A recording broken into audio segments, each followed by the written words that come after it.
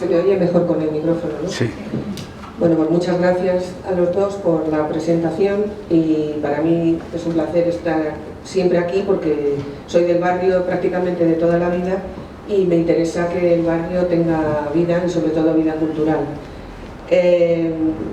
Se habrán dicho ustedes, esta señora abarca todo. Bueno, ya saben lo que dicen, ¿no? Que aprendí de mucho, sabedor de nada o algo así, ¿no? Bueno, yo intento y sobre todo estudio y es lo que me gusta. En este caso, el tema de hoy no tiene mucho mérito porque he estado 25 años trabajando en el Museo del Ferrocarril, ha sido mi profesión prácticamente. Entonces, pues esto es como era mi trabajo diario, con lo cual para mí, ya que lo dejé en su día y luego pasé del ferrocarril, de la historia del ferrocarril pasé al AVE, o sea, fuimos a los dos extremos y ahora ya pues estoy próxima a jubilarme, con lo cual está muy bien el hablar de estas cosas. Y lo que ha dicho mi presentador, no Antonio, es verdad, es que en el año 1851 pues era todo un acontecimiento y ya veremos a lo largo de esta charla cómo encima para España ya era tarde, como siempre. Me da pena decirlo, pero es que era así. Ya otros países como Inglaterra, Francia, Alemania, Estados Unidos ya habían hecho sus primeros ferrocarriles. Entonces, aunque es el primer viaje, yo voy a hablar un poquito de todo en general, de cómo surge el proyecto, de su promotor y luego de algunos acontecimientos que surgieron también y que tienen su importancia aquí en el barrio, sobre todo. Entonces, los primeros ferrocarriles del mundo, el primer ferrocarril del mundo fue en Inglaterra. La primera línea que se hace para transporte de mercancías es el ferrocarril de Stockton a Darlington, que fue el ingeniero George Stephenson el que lo diseñó y lo fabricó. Entonces ahí vemos a ver aquí, esta locomotora es la primera, la del ferrocarril de Stockton a Darlington, que se llamaba la Locomotion. Esta locomotora pues era muy primitiva, no tenía los adelantos que luego veremos que a continuación tendrían las calderas. Estos ingenieros primitivos se dedicaron mucho a investigar porque esta máquina, esta línea y este tren, concretamente esta composición, duró muy poco, la caldera acabó explotando. Entonces él sigue investigando para ver cómo pueden mejorar y sobre todo cómo se puede seguir circulando sin que haya ningún percance. Entonces el segundo ferrocarril ya está mucho más perfeccionado, surge en 1830 y es entre Liverpool y Manchester. Entonces este señor, que era Robert Stephenson, hijo de George Stephenson, es el que se pone manos a la obra con su padre y logran hacer una locomotora, que es esta, que se llama la Rocket, que es el cohete, y este es el día de la inauguración del ferrocarril de Liverpool a Manchester, porque era la línea que se iba a poner en funcionamiento.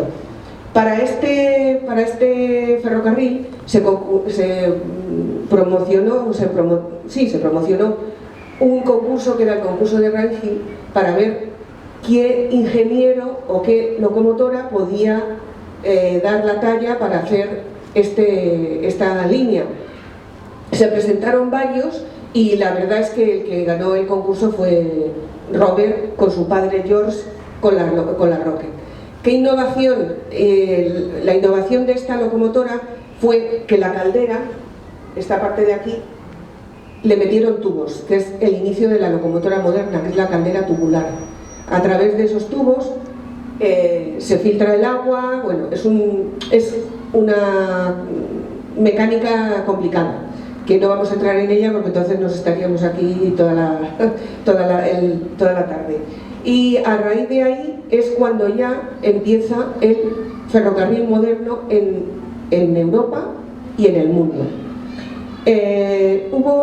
Los franceses se disputan lo de la caldera tubular, porque Robert viaja a Francia y Muñoz, que era otro ingeniero que estaba trabajando en este tipo de locomotoras, había diseñado también o ideado algo parecido a la caldera tubular. Entonces Robert, muy avispado, cuando se fue otra vez a Inglaterra, la pone en marcha con su padre, pero como fue él el primero, ellos fueron los primeros que sacaron la locomotora, pues son los que se quedaron con el invento. Los franceses se lo disputan, dicen que fueron ellos, que se lo robaron, pero bueno, aquí lo que cuenta es que Robert y George Stephenson diseñaron la Rocket, la pusieron en funcionamiento, ganó el concurso de Rangel y a partir de ahí comienza en Europa y prácticamente en el mundo en los inicios del ferrocarril moderno. En 1830 he querido también poner, porque más o menos surge un poquito más tarde que el de Liverpool-Manchester, el ferrocarril entre Baltimore y Ohio, que es también parecido. Habían estado los ingenieros también ensayando con otras locomotoras, una que era la Pulgarcito, en fin, la Samparey, muchísimas. Y al final, pues bueno, lograron hacerlo con esta locomotora, que también tiene caldera tubular, y esto vemos el día de la inauguración. Bueno, tengo que decir también que los ferrocarriles causaron un impacto impresionante en el mundo, porque los ciudadanos, la gente estaba acostumbrada a viajar en calesas, en carretas, en mulas, y esto que suponía, pues es que no alcanzaban a lo mejor la velocidad de 20 o 25 kilómetros hora, y ellos decían que qué barbaridad, o sea, se encomendaban a todo antes de montarse en un tren, porque pensaban que esto era una cosa del diablo, ¿no? Que no podía acabar bien. Entonces trajo consigo una serie de características que revolucionó completamente la sociedad, y no solo ya en el sentido del transporte de viajeros y mercancías, sino que a los artistas les cambió hasta la forma de ver el paisaje. Decía que al verlo desde la ventanilla de un tren, pues que cambiaba completamente, era como si lo viéramos desde un cine, en una moviola, ¿no? Fue muy interesante y muy importante el inicio del ferrocarril. En Alemania fue un poquito más tarde, en 1835, entre Nuremberg y Fürth, que se inaugura el 7 de diciembre. También aquí lo vemos con otra caldera, perdón, que me paso, con una caldera igual, de tipo tubular. Si se han fijado, al ver la Rocket, ya todas más o menos son igual. El sistema es el mismo. Es un sistema que va a estar así desde 1830 a 1880, que es cuando la ingeniería descubre, a base de ensayos, estos se llaman calderas de vapor saturado, y en 1880, 50 años más tarde, surgirán las locomotoras de vapor recalentado para un mejor aprovechamiento del vapor, porque de toda esta energía solamente se aprovechaba un 25%. Del 100% de lo que se alimentaba la caldera, el 25% era lo único que se aprovechaba. Entonces se empieza a investigar sobre de qué manera se puede aprovechar más el vapor para dar mayor velocidad y mayor rendimiento a los transportes. Y esto, la interrupción. Necesito, por favor, que mantenga la mascarilla puesta por seguridad para todos. Vale, como estaba muy alejada, pues... Gracias y disculpen. No. Supongo, se me oye igual, ¿no? Sí. Vale. Bueno, pues entonces, esta es también otro grabado de la inauguración del ferrocarril de Nuremberg. Es en Francia, es en 1837, el 24 de agosto, se inaugura la línea de París Saint-Germain. Y igual, he querido, aunque es posterior, por supuesto, el cuadro es de Monet, me parece que es, Monet o Manet, ahora mismo no me acuerdo, que lo pinta, hace una recreación en su momento, y porque no he encontrado ningún grabado ni nada que viniera la locomotora original. Y aquí es igual, más o menos el día de la inauguración. Y pasamos a España. España, el primer ferrocarril español fue en la isla de Cuba, porque España en 1837 era, España no, Cuba, era una provincia española, que no una colonia, sino una provincia. Siempre España ha considerado a Cuba como una provincia más. Bueno, en general a todas sus colonias, pero bueno, sobre todo a Cuba. Entonces, en Cuba, por influencia quizá de los Estados Unidos, pues es el primer ferrocarril para el transporte del azúcar, entre La Habana y Güines. Eran locomotoras, como vemos aquí, de una influencia americana total, de hecho la compraron, esta se llama, la primera locomotora la bautizaron como la Junta, porque era una junta de gobierno la que se encargó de promocionar, patrocinar el ferrocarril, y en su honor le pusieron la Junta. Me parece que se ve ahí mal, pero se ve. Esta locomotora en La Habana se conserva actualmente también, tiene ya unos cuantos años y se conserva. Entonces era característico el lavavacas y la chimenea que llamaban ellos cabezuda, que le ponían este copete porque ellos en Estados Unidos y en América en general, como había mucha madera, lo que hacían era, para el combustible en vez de carbón, lo que utilizaban era leña. Entonces la leña, al consumirse y al salir por la chimenea, echaba muchas chispas, y también le llamaban apagachispas. Y lo hacían para evitar que los campos se incendiaran y que al maquinista le llegaran también todos los desechos. Y este es una pequeña también recreación de un grabado de la época. Lo que pasa es que, bueno, en el Power no me ha salido muy bien la diapositiva entera, de este primer ferrocarril de La Habana a Güines. Siempre se dice eso, por eso quería hacer hincapié que el primer ferrocarril fue español, pero no en España, no en 1848. Su promotor fue, este señor, Viada Buñol, que era un industrial de Mataró, que fabricaba paños, y le interesaba pues hacer que llevaran todas el transporte de sus mercancías al puerto de Barcelona. Y entonces él construyó y lo pagó de su bolsillo todo, lo que es el tendido de la línea, y compró las locomotoras a Inglaterra. Ahí se ve una. Esta es la original de 1848. Esta foto es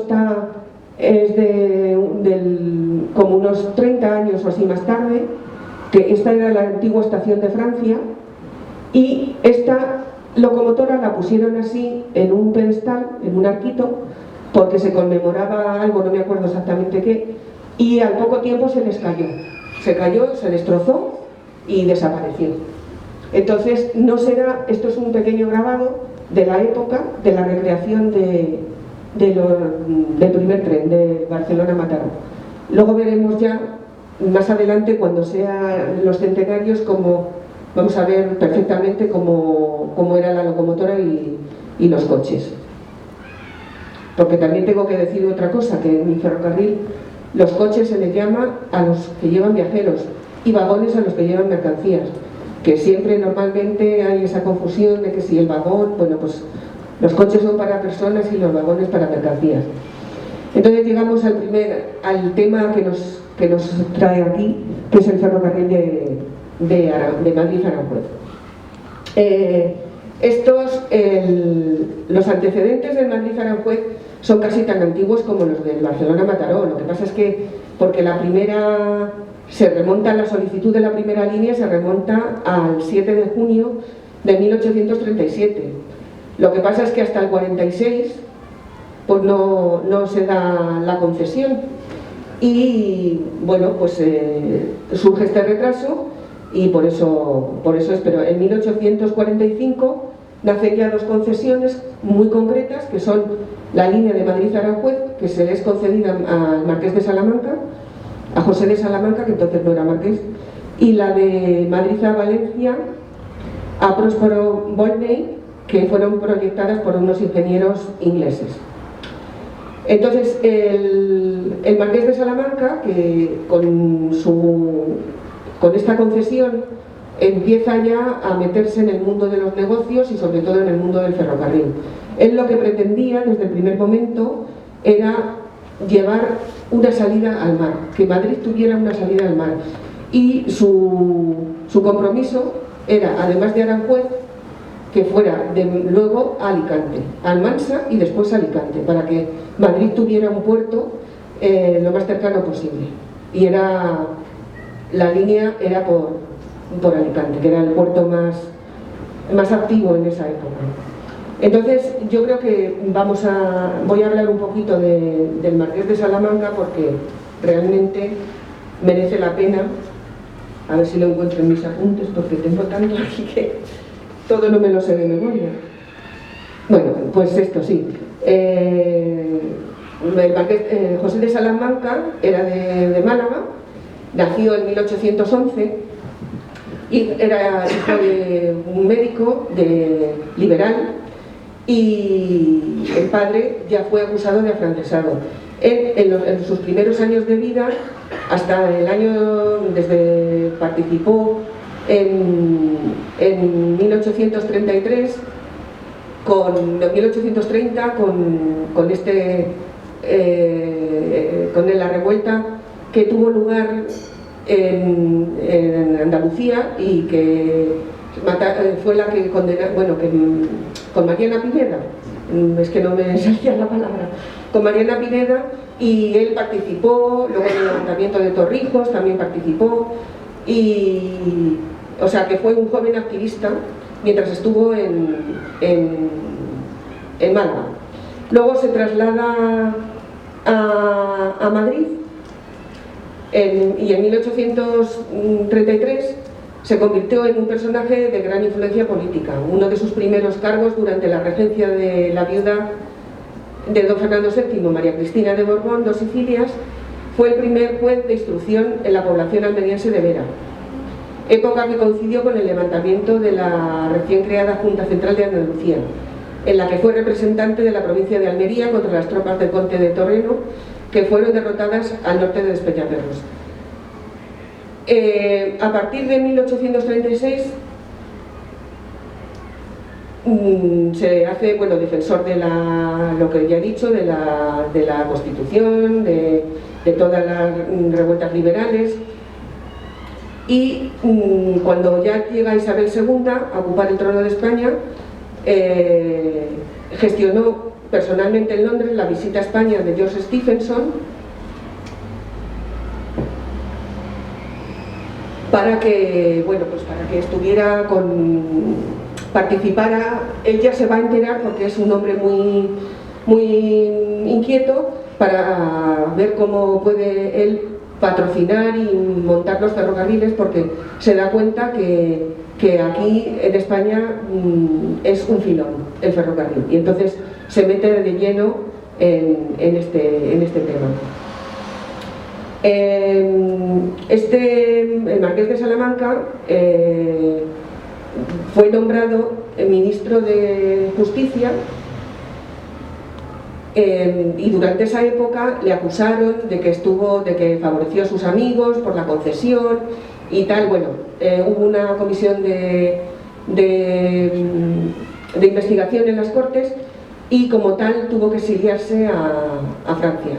Entonces, el ferrocarril, que podía haber estado inaugurado antes de 1848, él regresa en el 49, y después del exilio, y pide una moratoria de 9 meses para poder hacer frente al capital, porque está la sociedad que la encabeza él, junto con otros, voy a pasarlo para que lo vean, con estos otros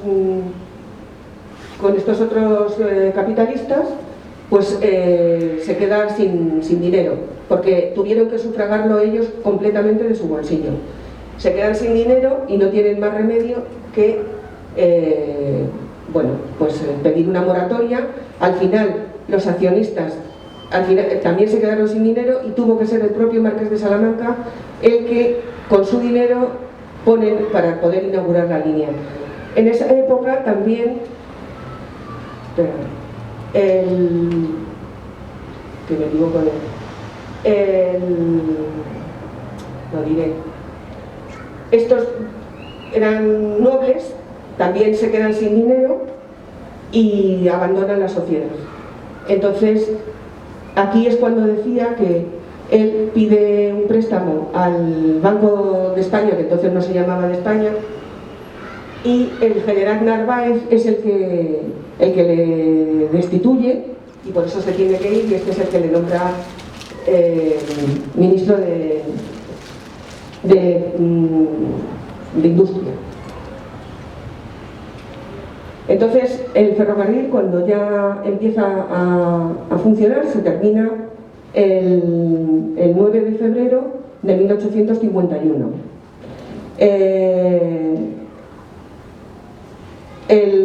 Los ingenieros fueron en un principio Eugenio Flachat y luego después lo retomó Fermín Arteta,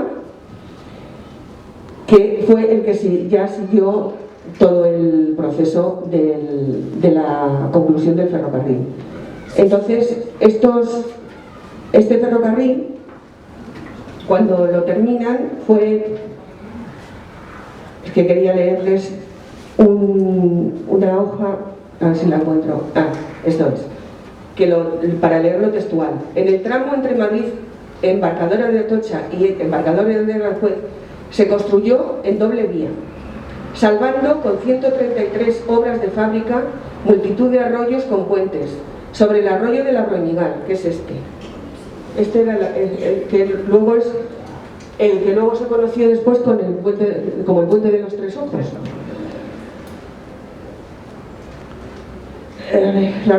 Y los ríos Manzanares, Jarama y Tajo, este último en Aranjuez. El tendido de vía se construyó con hierro laminado sobre durmientes de hierro fundido. Los durmientes son las traviesas. Curiosamente en América Latina se les sigue llamando durmientes, aquí en España se les llama traviesas.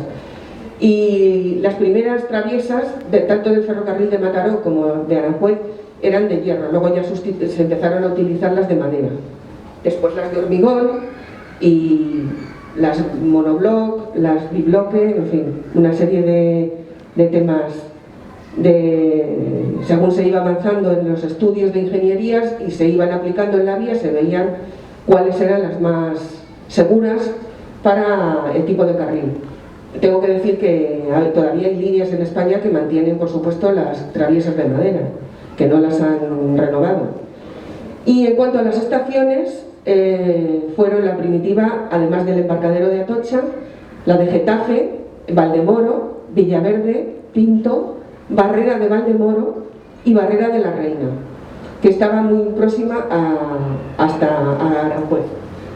Entonces, estos son, les voy a ir diciendo un poco, este es el primitivo embarcadero de Atocha, que luego veremos después. Aquí, esto es una foto original de la época, del fotógrafo francés afincado en España, Laurent, que hizo un álbum con todo el recorrido de la línea para regalárselo a la reina Isabel II.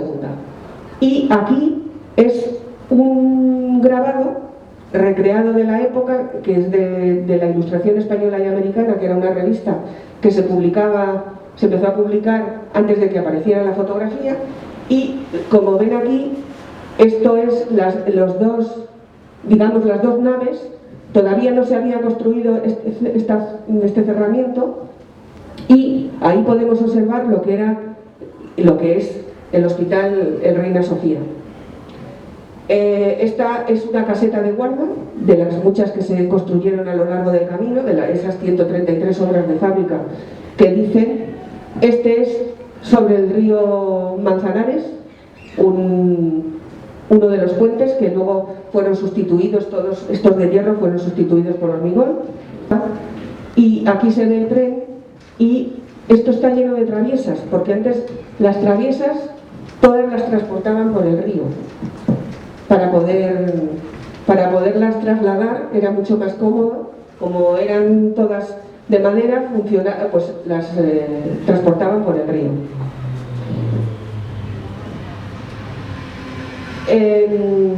Bueno, aquí he vuelto a repetir porque me parecía muy interesante otra vez el embarcadero de Atocha y Aranjuez. Esta era la estación de Aranjuez, también es una foto original.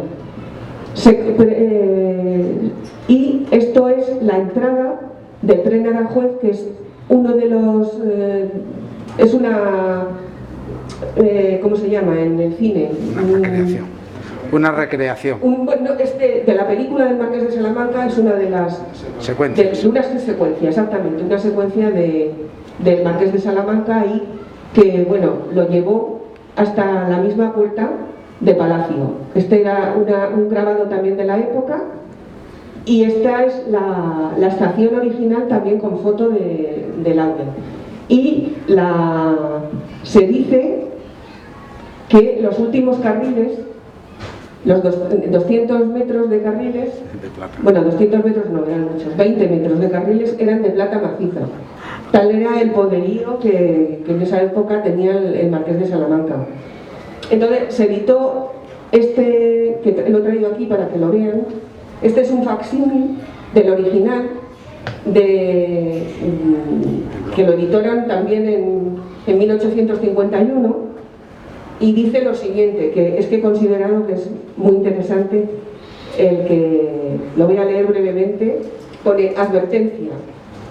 En los países vecinos, donde las líneas de ferrocarriles abundan, los viejos curiosos que los recorren acostumbran llevar en la mano, ya sea un simple mapa topográfico como el del interesante manual del ferrocarril de Madrid-Aranjuez, ya, si se puede, una serie de dibujos que representan los pueblos, casas, sitios y otros objetos notables, que ven pasar delante de sus ojos, al modo de las imágenes de una linterna mágica, o sea, como en el cine, satisfaciendo así su curiosidad sin molestar a sus compañeros de viaje con preguntas continuas acerca de los nombres de los pueblos, sus distancias respectivas, etc.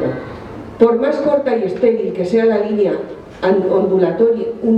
ondulatoria que describe el ferrocarril desde la metrópoli hasta el sitio de Aranjuez, el autor de los dibujos siguientes se atreve a esperar que el público ilustrado recibirá con indulgencia este primer ensayo, considerándole como una especie de suplemento al apreciable manual, que nada deja que desear respecto a la parte histórica, artística y administrativa del ferrocarril. Motivos hay para esperar que otros artistas continúen esta primera idea, al paso que se vaya prolongando la línea del ferrocarril entre las provincias meridionales, atravesando los sitios pintorescos.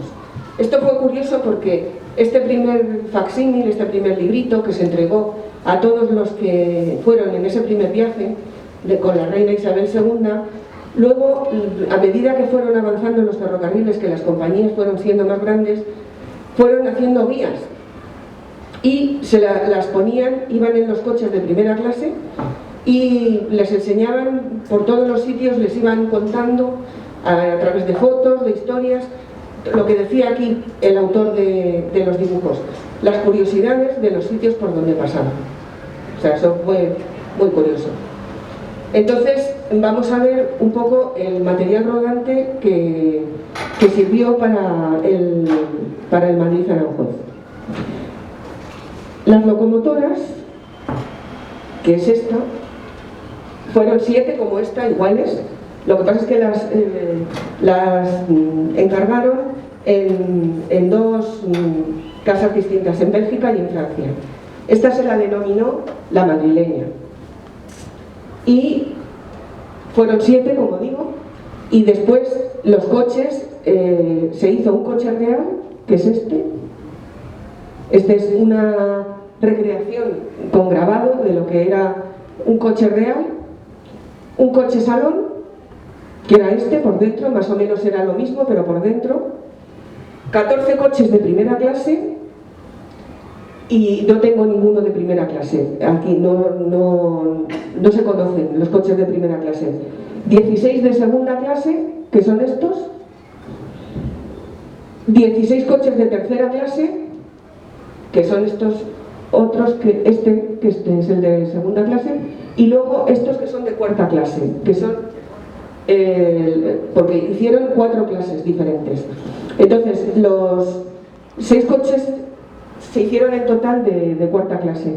Los coches de cuarta clase, aquí se aprecia un poquito, no llevaban asientos, nada más que unos bancos corridos a ambos lados de los coches, y no llevaban ni cristales ni nada, llevaban simplemente unas cortinillas y ya está.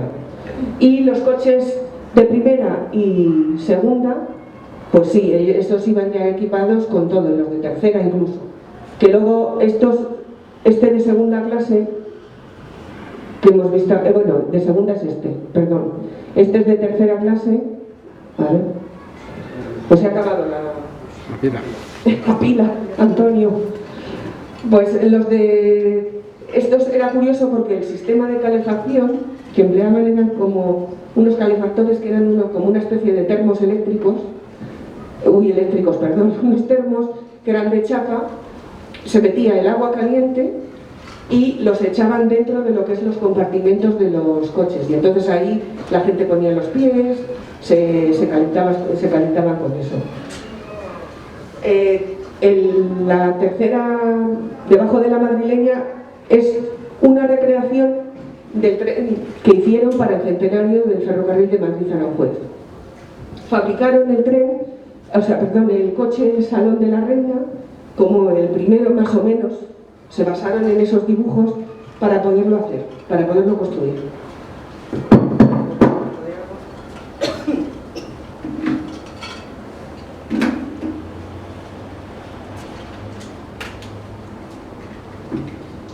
En cuanto a las tarifas, pues iban desde los 4 reales, que costaba el de cuarta clase, hasta los 20 reales que había que pagar por el de primera. Bueno, ahora lo vemos. Este es el coche que se hizo para hacer el centenario y sobre todo para rodar la película del Marqués de Salamanca, que luego veremos más adelante. El día de la inauguración, bueno, por supuesto, la reina Isabel II era la gran protagonista, que le dio el protagonismo el Marqués de Salamanca. Ahora, cuando veamos después al final un fragmento de lo que es la película que se hizo, verán cómo se la presenta como en una maqueta para que ella viera cómo era esto, porque tampoco lo tenía muy claro, como nadie de la época. Y este grabado representa el día de la inauguración, la salida del embarcadero, que es lo que hemos visto antes en las fotos de Laure, y la multitud de gente que se agolpó. Para la inauguración fue todo un acontecimiento en Madrid. El Marqués de Salamanca se explayó. Aquí hay diversos... Este es el que les he enseñado antes, el facsímil que hacen. Esta fue la invitación original que se conserva en el Museo del Ferrocarril. Se hizo medalla también conmemorativa del día. Esto fue la llegada a Aranjuez, y esta también. Y esto es que lo he puesto porque toda la comida la pagó el Marqués de Salamanca y se hizo en Lardi. La sirvió Lardi, que es de los restaurantes, junto con Botín, el más antiguo de Madrid, sobre todo Lardi, es anterior a Botín.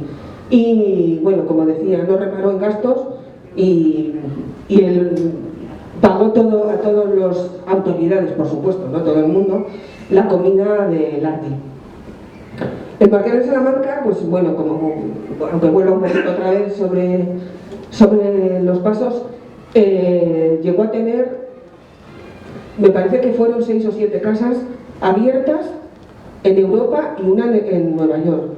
Y todas las casas estaban absolutamente en orden de revista, es decir, estaban completamente vestidas, con comida, con servicio, para que si en cualquier momento pudiera ir, él podría hacer uso, él o quien él designara. Y bueno, luego el hombre se metió en tantos negocios, se arruinó, se volvió a salir a flote y al final se arruinó y murió completamente arruinado y mal. La película se ve perfectamente, es un homenaje a esa película, el Marqués de Salamanca, como efectivamente muere solo. Bueno, pues vamos a pasar ya hemos estado hablando de la inauguración y tal, otras curiosidades que también fueron importantes en este ferrocarril. Yo he querido destacar la boda de Alfonso XII y María de las Mercedes. Isabel II se casa con Francisco de Asís Borbón, que era un primo suyo, y las malas lenguas cuentan de que tuvo más de 11 hijos y ninguno de su marido, porque los ardores de la señora, pues su marido no, digamos que no era capaz de satisfacerlos y los buscaba donde los podía encontrar. Y tuvo Alfonso XII, se dice que es hijo de un tal Puigmolto, y le llamaban el Puigmentolejo, haciendo como la Beltraneja pues así le llegaron a llamar. Y bueno, pues también se habla de que cada vez que Isabel II se quedaba embarazada, Francisco de Asís pues no estaba de acuerdo, porque no sabía que él no era el padre, y entonces se iba como protesta al Palacio del Pardo, y lo que sí que le obligaban el gobierno en pleno y ella era que cuando salía a presentar los hijos al Palacio Real, que los presentaba en una bandeja de plata, él tenía que estar presente, igual que tenían por costumbre de venir desde ella, todos los reyes, aquí a la Basílica de Atocha a presentárselos a la Virgen. Entonces con Alfonso XII efectivamente hacen lo mismo. Y bueno, no voy a hablar de la Revolución del 68, que ella se tiene que marchar al exilio, etc.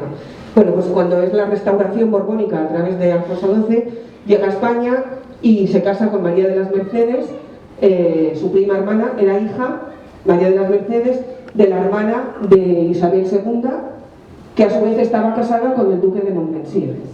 Entonces Isabel II no quería a su nuera porque decía que el padre, que estaba siempre detrás de quitarle el trono, conspirando, y entonces no la quería ni ver. Pero bueno, al final él dijo que se casaba y se casó. Entonces es curioso, por eso lo digo, porque ella partió, María de las Mercedes estaba alojada en el Palacio de Aranjuez y vino en tren de Madrid, de Aranjuez a Madrid, para casarse en la Basílica de Atocha.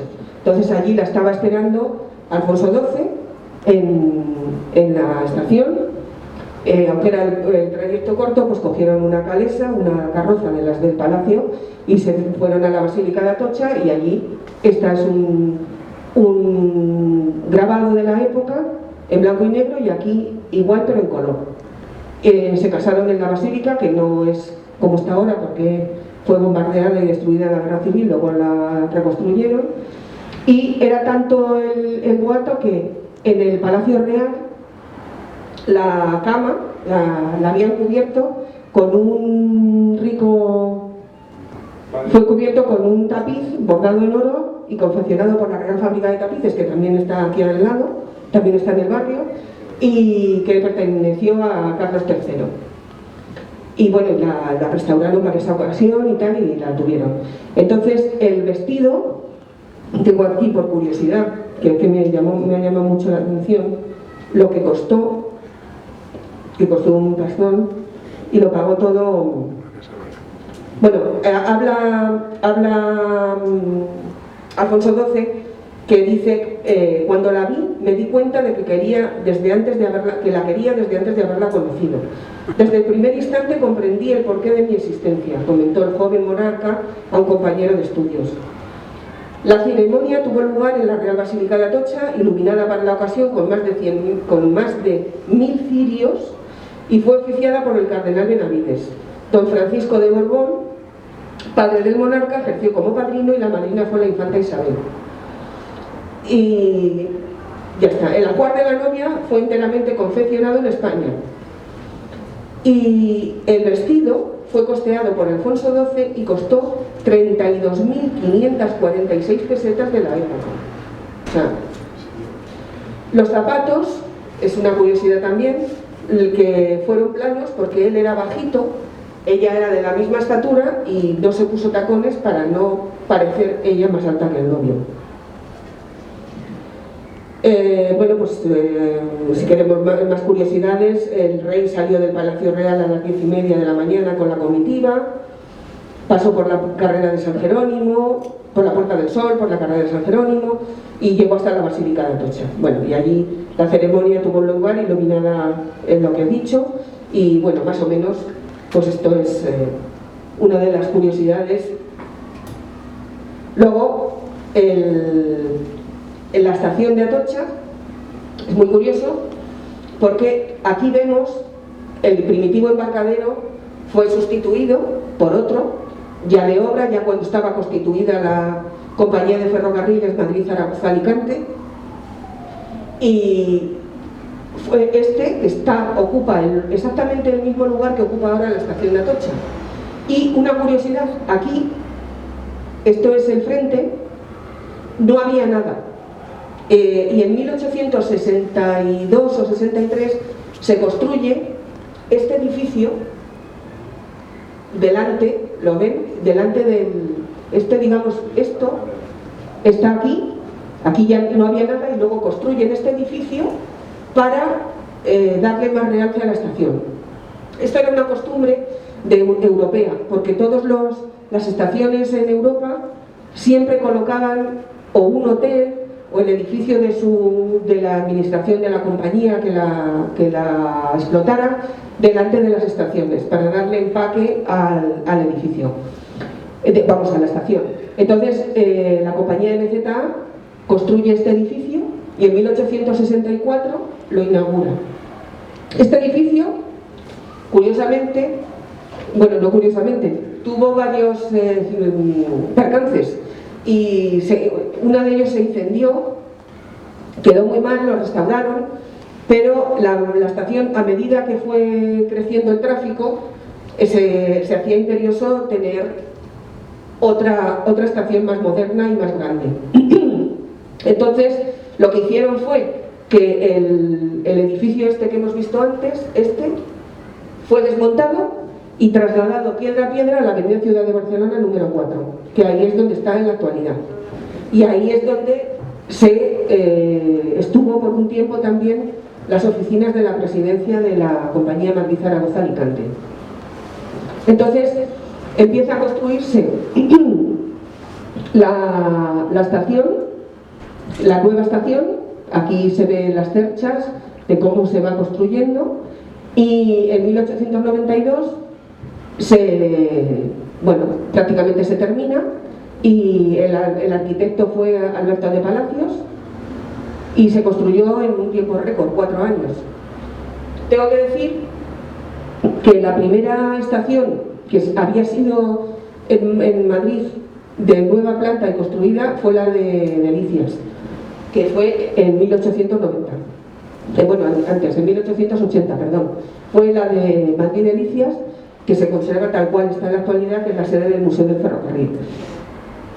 Entonces aquí viene la nave de 154 metros de largo, 48,76 metros de luz y 27 metros de altura, enorme para la época. La cubierta de hierro se construyó en Bélgica con el sistema de estructuras rígidas tipo Dion y esta estructura quedó cerrada por el extremo que da la glorieta del emperador Carlos V, donde vemos las características de la fachada. La vemos aquí, aquí está recién terminada, justamente porque no hay nada ni está todo, digamos, vacío. Entonces la estación, igual que la otra, igual que el antiguo embarcadero que hemos visto antes, también la tuvieron que salvar un desnivel y bajarla bastante porque las vías no podían subir hasta donde estaba, hasta aquí, hasta donde está lo que es la glorieta de Atocha. Entonces, pues la bajaron un poco. Ahora creo que están planteándose, Adif, me parece, y el Ministerio, hacer una remodelación para que se vea. Claro. Fue un poco lo que pasó con la estación de Delicias, que lo mismo, las vías estaban mucho más bajas y hubo que construir el edificio pues bajándose de tal manera que la estación de Delicias no se ve.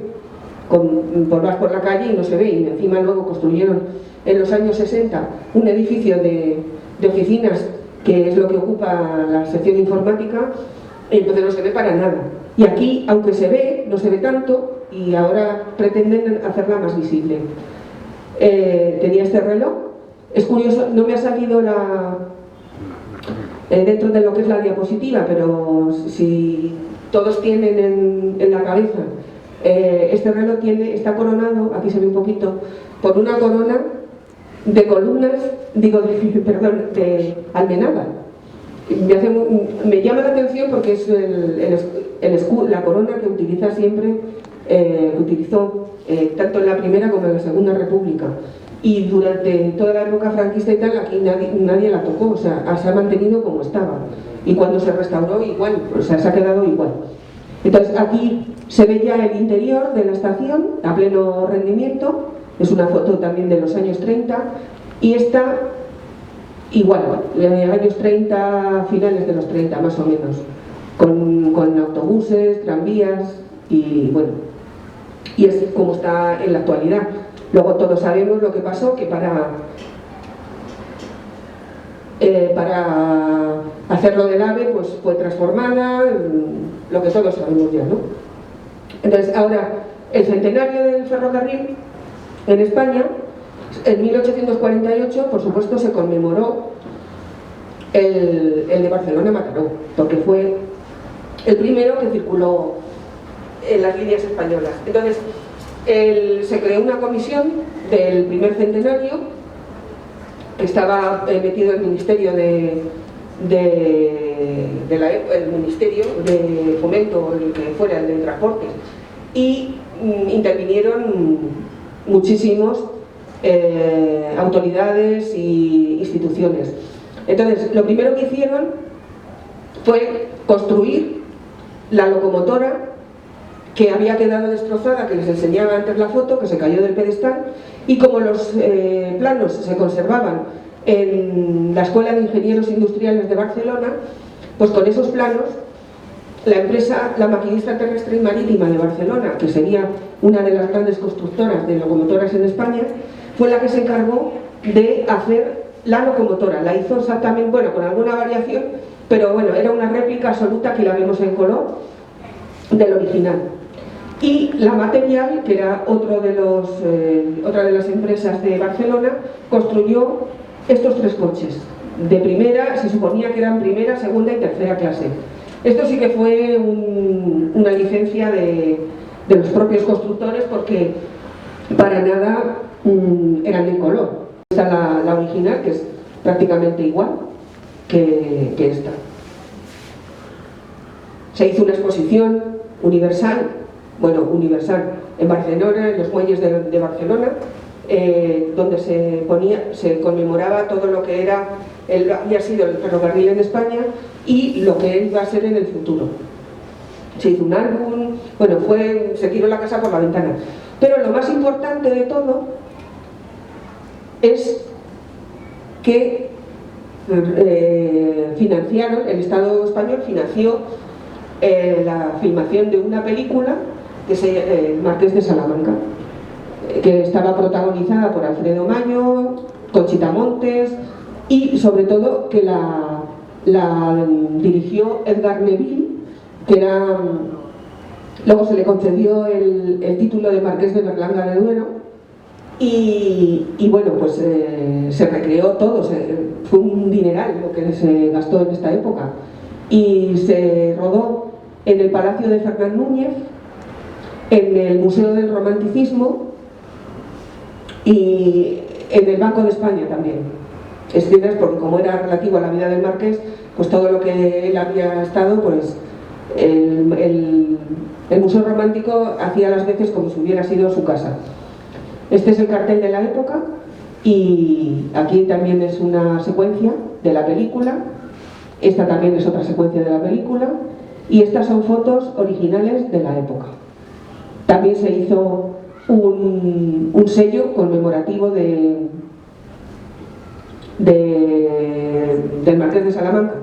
Y como curiosidad les diré que los catalanes se lo tomaron fatal, porque dijeron que en realidad habían hecho el centenario, tenía que ser en Barcelona, porque era Barcelona-Mataró, y se habían centrado en el Marqués de Salamanca y en Madrid, que no era lo suyo. Entonces, bueno, pues hubo una protesta muy grande, pero bueno, era la época que era y ni modo, como se tuvieron que callar y ya está. Estación aquí en Atocha, ¿vale? Y era pequeña. Entonces, la compañía de Madrid Cáceres Portugal surge después y surge como una compañía también privada.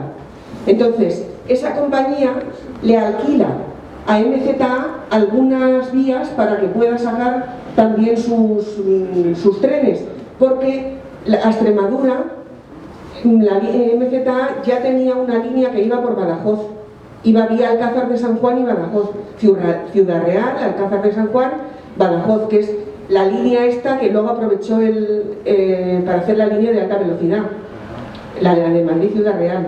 Vamos, de hecho hay fotos antiguas que pone en la estación de Delicias, pone estación de Madrid Ciudad Real.